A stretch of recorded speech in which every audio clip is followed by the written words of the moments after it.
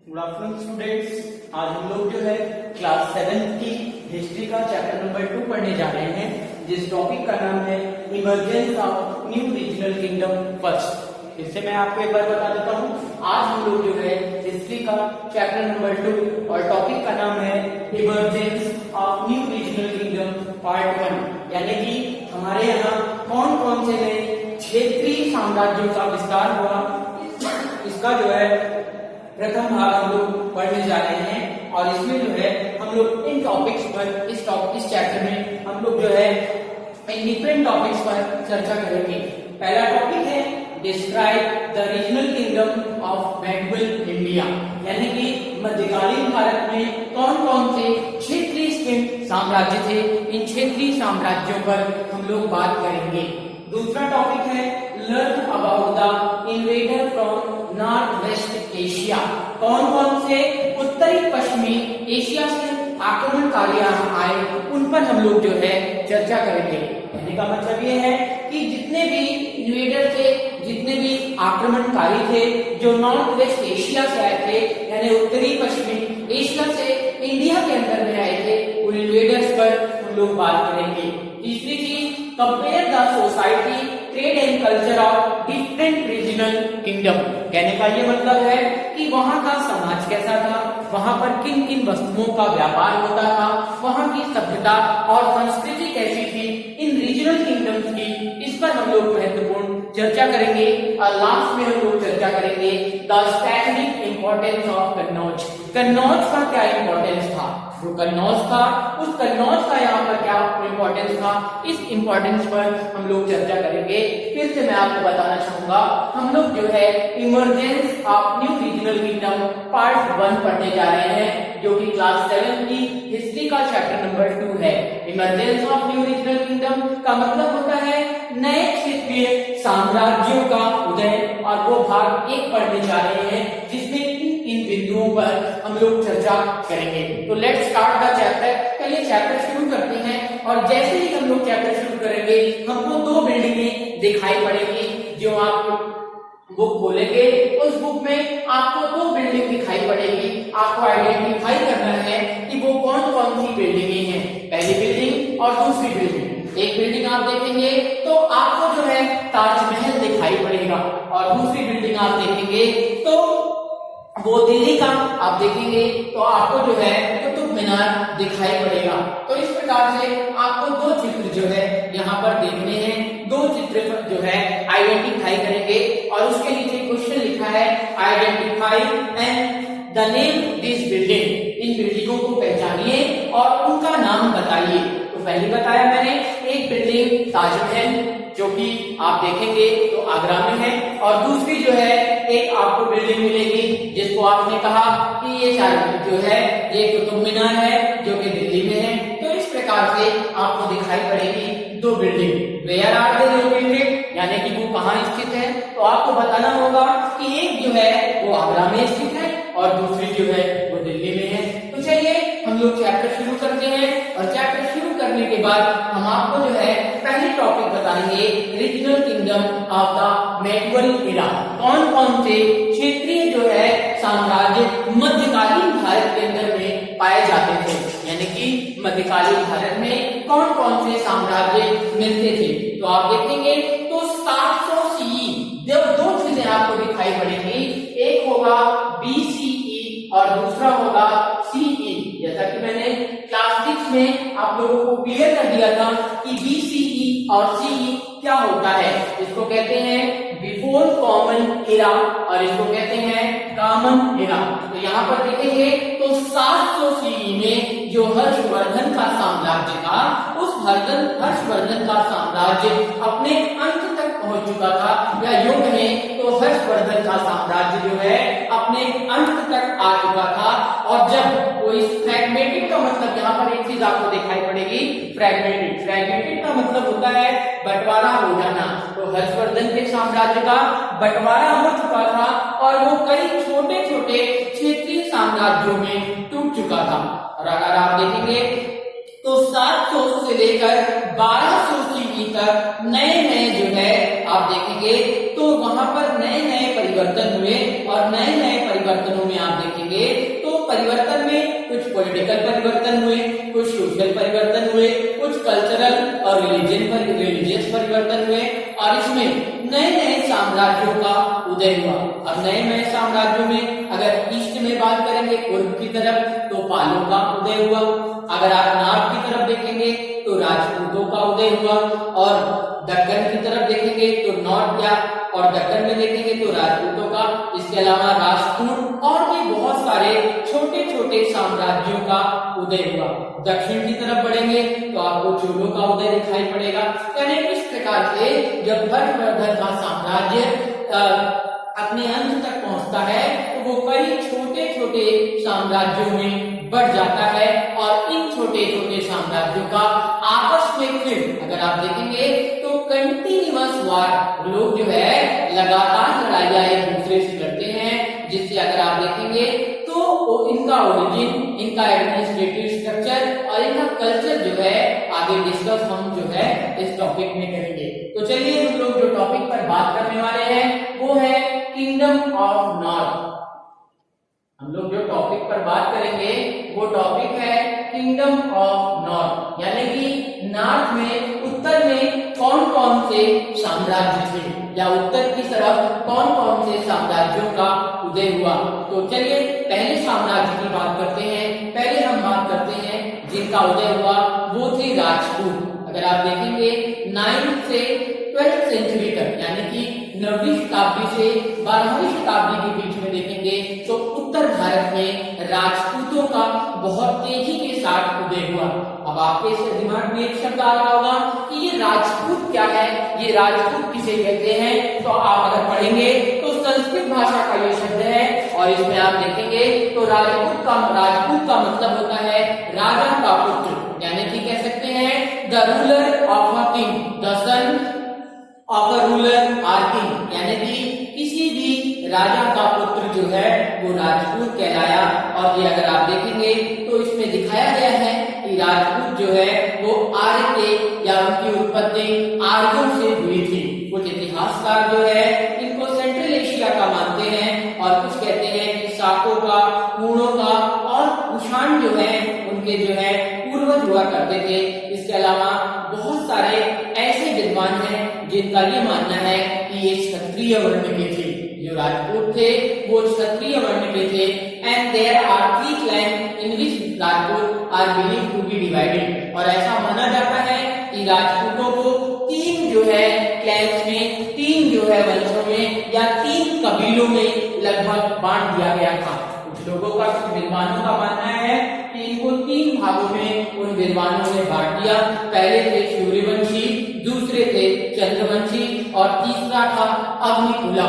अगर आप देखेंगे तो राजपूत जो है वो 3 भागों में बांट दिए गए, सूर्यवंशी, चंद्रवंशी और अग्निकुला।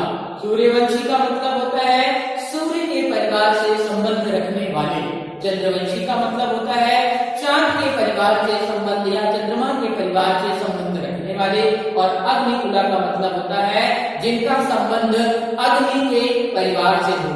तो देखेंगे कि इन राजपूतों को 9वीं से 12वीं शताब्दी के बीच में इन भागों में बांट दिया गया। और अगर राजपूत साम्राज्यों के प्रमुख, जहां प्रमुख रूप से राजपूत साम्राज्य थे, अगर उनकी बात करें तो दिल्ली है, मेवाड़ है, कन्नौज है, अजमेर है, बिहार है, बंगाल है, बुंदेलखंड है, मालवा है और छेदी है। इन जगह पर वो जो है पाए जाते थे या इन जगह पर उनका साम्राज्य विस्तृत था। मैं फिर से बताना चाहूंगा, अगर प्रमुख राजपूत वंशों की बात करें, प्रमुख राजपूत किंगडम्स की बात करें, प्रमुख राजपूत कह सकते हैं कि अगर बात करें कि वो कहाँ मुख्यतः जो है मिलते थे, तो दिल्ली में, मेवाड़ में, कन्नौज में, अजमेर में, बिहार में, बंगाल में, बुंदेलखंड में, मालवा में और छेदी में। तो आपने अभी पहले साम्राज्य को पढ़ा जो थे राजपूत।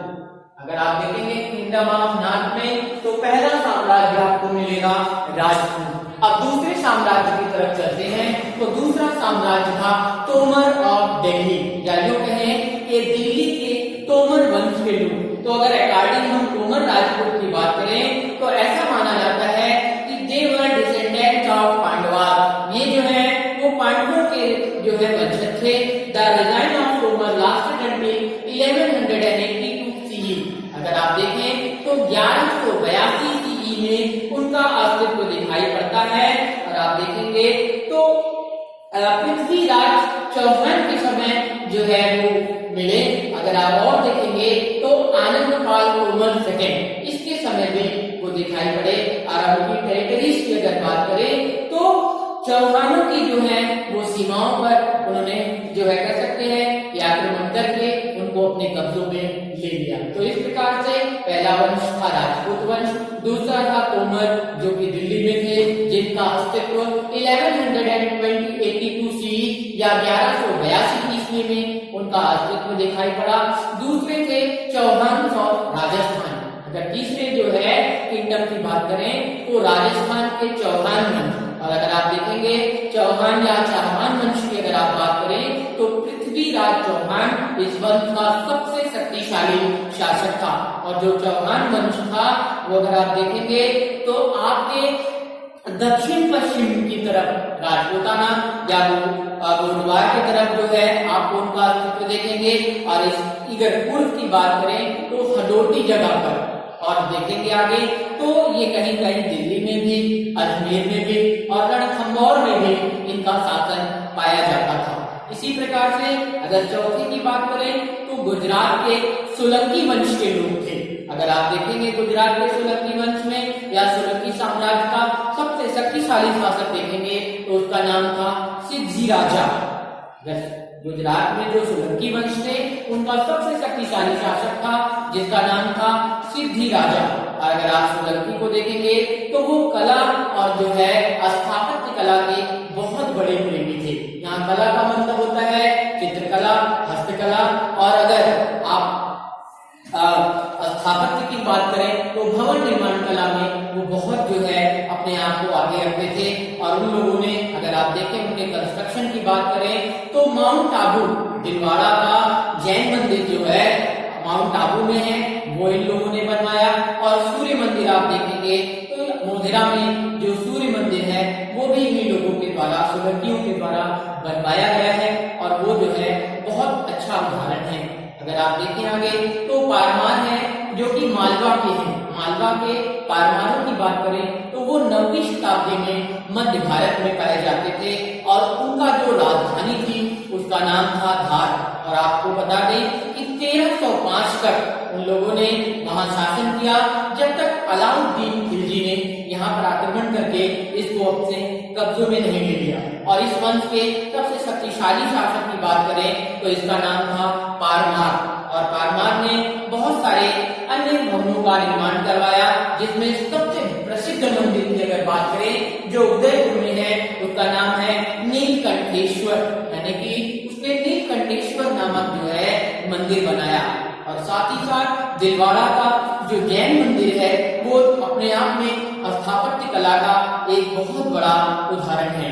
आगे हम बात करेंगे गढ़वाल और कन्नौज। कन्नौज के गढ़वालों की बात करेंगे तो गढ़वाल वंश के शासक अगर देखेंगे तो 11वीं से 13वीं शताब्दी के बीच में आए। और चंद्रदेव जो है इस वंश का फाउंडर था।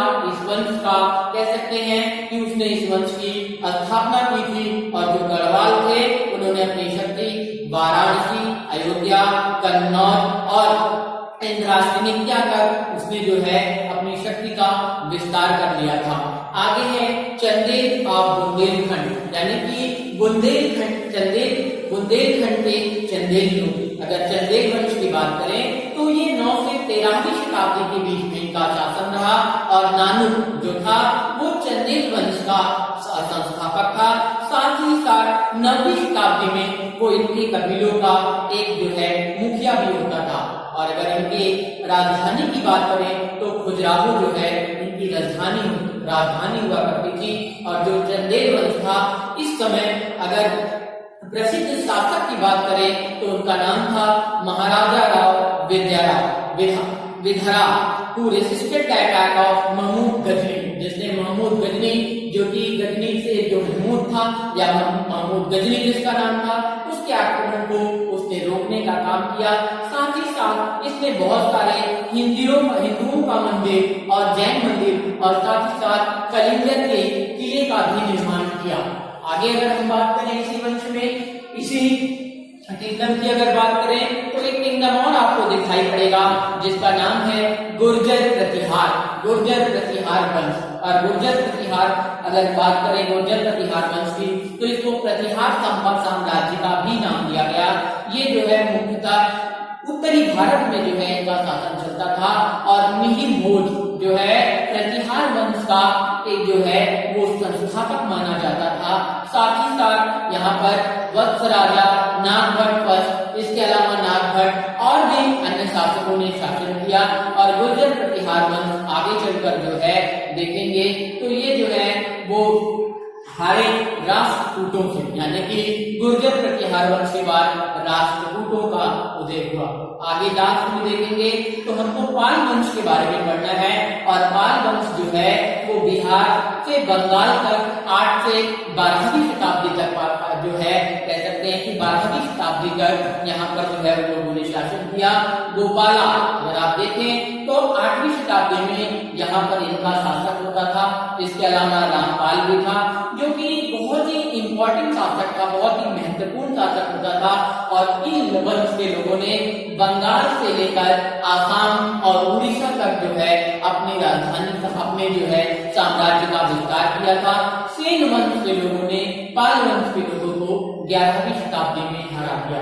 तो इस प्रकार से आपने देखा कि कौन कौन से वंश, कौन कौन से क्षेत्रीय साम्राज्यों का उदय हुआ। जैसा कि मैंने अभी आपको समझाया कि describe the regional kingdom of medieval India, अभी मैं इसी की चर्चा कर रहा हूँ और मैं उत्तर के साम्राज्य की बात कर रहा हूँ। तो उत्तर के साम्राज्य में आप देखेंगे तो राजपूतों का उदय हुआ, दिल्ली के तोमर का उदय हुआ, राजस्थान के चौहानों का उदय हुआ, गुजरात के सोलंकियों का उदय हुआ, मालवा के कारवार वंश का उदय हुआ, कन्नौज में गाढ़वाल वंश का उदय हुआ, बुंदेलखंड के चंदेल वंश का हुआ, गुर्जर प्रतिहारों का हुआ और पाल वंश के लोगों का जो है भारत के विभिन्न क्षेत्रों में आप देखेंगे तो उदय आपको या आप देखेंगे तो ये इन क्षेत्रों में उन लोगों ने अपने साम्राज्य का विस्तार किया। आगे चलिए हम बात करते हैं कि कौन कौन से आक्रमणकारी थे, कौन कौन से आक्रमण हुए जो है अगर आप देखेंगे तो invaded from the north west and conflict of the Mughal किला, यानी कि उत्तर पश्चिम के कौन कौन से आक्रमणकारी थे या कौन कौन से मध्यकाल में जो है संघर्ष हुआ। तो आपको पढ़ना पड़ेगा, आपको मैं बताता हूँ। महमूद ऑफ गजनी, यानी कि महमूद ऑफ गजनी, गजनी के महमूद के बारे में। तो महमूद गजनी जो है एक तुर्की शासक था जो कि देखेंगे तो उसने पूरा जो है अपना कंट्रोल यानी कि मध्य एशिया पर रखा था। उसने जो है भारत पर 17 बार यानी कि 1000 ईस्वी से 1027 सी या 1000 से 1000 से 1027 सी तक लगभग 17 बार आक्रमण किया। और इसका प्रमुख उद्देश्य था, यानी कि जो महमूद गजनी भारत में आया था वो प्रमुख 2 उद्देश्यों से आपके भारत में आया हुआ था। और उसने 17 बार जो है आपके भारत पर 1000 से 1027 ईस्वी तक लगभग 17 बार जो है उसने भारत पर आक्रमण कर दिया। तो चलिए देखते हैं कि उसके आक्रमण का उद्देश्य क्या था। पहला उद्देश्य था कि भारत में भारत में अपार धन संपदा पाई जाती थी, इस धन संपदा को लूट कर यहाँ से ले जाना। और दूसरा था इस्लाम धर्म का प्रचार और प्रसार। मैं फिर से आपको बताना चाहूंगा, तो महमूद गजनी भारत में आया था जिसने भारत पर 17 बार आक्रमण किया। उसके आक्रमण के 2 प्रमुख उद्देश्य थे। उसने जो आक्रमण किया उस आक्रमण के पीछे 2 प्रमुख उद्देश्य दिखाई पड़ते हैं। पहला उद्देश्य है कि भारत की धन संपदा को लूटना और दूसरा उद्देश्य था इस्लाम का प्रचार और प्रसार करना। और उसके टारगेट की अगर बात करें तो उसने जो है प्रमुख मंदिरों पर अगर आप देखें तो सोमनाथ का जो मंदिर है गुजरात में उस पर कई बार आक्रमण किया। साथ ही साथ उसने जो है नागरकोट, थानेश्वर, मथुरा, कन्नौज इन सभी जगह जो धन संपदा के क्षेत्र थे उन सभी क्षेत्रों पर आक्रमण किया। उसने पंजाब के शासक और मुल्तान के शासक पर आक्रमण करके उसके सीमाओं को, उसके क्षेत्र को अपने कब्जे में ले लिया और वहां से वो बहुत धन संपदा प्राप्त किया और उस धन संपदा को लेकर वो गजनी गया और वहां पर उस शहर को बहुत ही खूबसूरत तरीके से बनाया। और आप देखेंगे तो अल-बरूनी जो कि एक पारसी विद्वान था, उसने जो है वहां के लोगों के बारे में लिखा। अब अगर आप फिरदौसी की बात करते हैं तो फिरदौसी उसका दरबारी कवि होता था जिसने शाहनामा लिखा, जो महमूद गजनवी की बायोग्राफी थी, यानी कि महमूद गजनवी की वो जो है उसने जीवनी लिखी। दो चीजें यहाँ पे आपको दिखाई पड़ती हैं, एक है बायोग्राफी और दूसरा है ऑटोबायोग्राफी। बायोग्राफी का मतलब होता है किसी व्यक्ति जब किसी दूसरे के बारे में, कोई व्यक्ति जब किसी दूसरे के बारे में लिखता है तो उसको हम बायोग्राफी कहते हैं, और स्वयं अगर कोई व्यक्ति अपने बारे में लिखता है तो उसे ऑटोबायोग्राफी या आत्मकथा कहते हैं। तो जो फिरदौसी था, जो उसका दरबारी कवि था, उसने शाहनामा लिखा जो महमूद गजनी के बारे में बताता है। आगे देखेंगे मोहम्मद गोरी या मोहम्मद ऑफ गोर, यानी कि गोर का मोहम्मद या मोहम्मद गोरी। अगला जो आक्रमण हमारे भारत में होता है वो गोरी का होता है। उसको जो है निज़ामुद्दीन मोहम्मद बिन साम का नाम दिया गया और इसका प्रमुख उद्देश्य था यहाँ पर आक्रमण करना भारत पर और यहाँ की धन संपदा को लूट लेना और इस्लाम का धर्म और इस्लाम धर्म का प्रचार और प्रसार करना। साथ ही साथ वो जो भारत पर अपना शासन भी चलाना चाहता था। जो मोहम्मद गोरी था उसने 1175 में मुल्तान पर आक्रमण करके उसको अपने कब्जे में ले लिया और उसने अपनी जीत के बाद दक्षिण के क्षेत्र में 1178 में अपना एक किला बनाया। उसके बाद 1181 में उसने लाहौर पर आक्रमण करके वहां के किले पर अपना आक्रमण कर लिया और वहां पे एक किला बनाया जिसका नाम था सियालकोट। और इसके बाद वो आगे बढ़ा और उत्तरी भारत में जो है उसने अपना आक्रमण किया चौहान वंश पर, यानी कि अगर दो epic battles were fought between Mohammad Ghori and Prithviraj Chauhan, दो ऐतिहासिक लड़ाइयां जो है मोहम्मद गोरी और पृथ्वीराज चौहान के बीच में लड़ी गई। और आप देखेंगे तो पृथ्वीराज की जो आर्मी थी या जो दूसरे हिंदू शासक थे वो गोरी से डिफीट हो गए। पहला युद्ध 1191 में लड़ा गया जिस युद्ध का नाम था ताराइन का युद्ध। और इसके बाद जो दूसरा युद्ध हुआ 1192 में, जिसमें देखेंगे कि उसकी तुर्किश मिलिट्री बहुत ही सुपेरियर थी और ये बैटल ये लड़ाई बहुत ही ढंग से लड़ी गई। और देखेंगे तो जब पृथ्वीराज चौहान हार जाता है तो जो है वो आगे बढ़ता है अजमेर, श्रावस्ती, समाना, कोरम और हांसी को कैप्चर करता है और देन विद मच डिफिकल्टी, बड़ी मुश्किलों का सामना जो है उसको करना पड़ता है। 1194 में मोहम्मद गोरी जो है कन्नौज पर आक्रमण करता है और कन्नौज को आक्रमण करने के बाद जयचंद को हराने के बाद वो आगे बढ़ता है और इस तरीके से उसकी इतनी विजय हो जाती है गजनी की।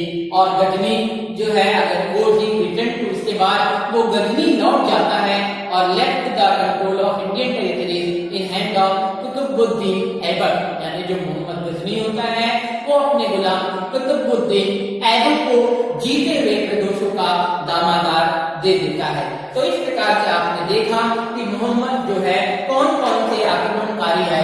तो पहले आक्रमणकारी की हमने बात की जिसका नाम था महमूद ऑफ गजनी या गजनी का महमूद, और दूसरे हमने बात की मोहम्मद गोरी। तो इस प्रकार से दो चीजें जो है यहाँ पे आपको क्लियर हो गई।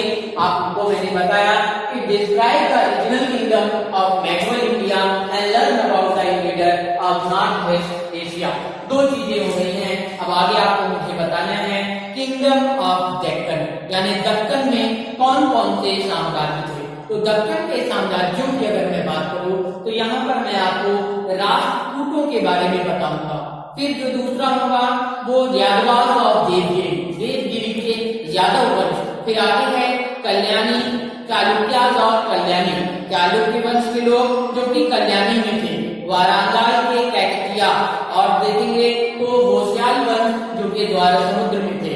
तो इस प्रकार से जो है आपको बताया जाएगा। इतना भी आप लोग जो है 2 पॉइंट्स पर ध्यान देंगे, 2 पॉइंट को पढ़ेंगे जितना बताया गया है, और उसके बाद जो है आप 2.1 जो है एक्सरसाइज जो है वो आप सभी लोग सॉल्व करेंगे। अगर किसी भी प्रकार की इसमें दिक्कत आती है तो आप जरूर पूछेंगे। Thank you.